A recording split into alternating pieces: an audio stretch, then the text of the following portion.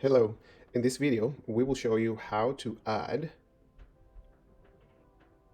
the location of your services so they show in your online booking system.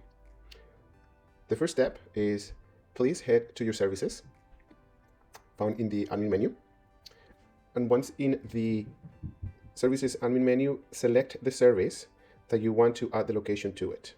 So in this case, let's just do follow-up clinic. In here, you have two options, a home visit and an in-clinic service.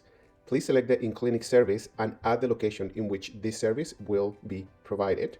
Make sure that the online booking is active or enabled, and then save. So when that takes place and you go into your online booking page, then the client that is booking those services are going to see the location in which this service is being provided.